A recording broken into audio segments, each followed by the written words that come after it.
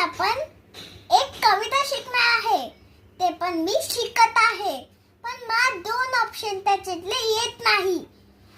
एक ऑप्शन येते पण दुसरा ऑप्शन येत नाही. तर चला आपण सुरू करूया.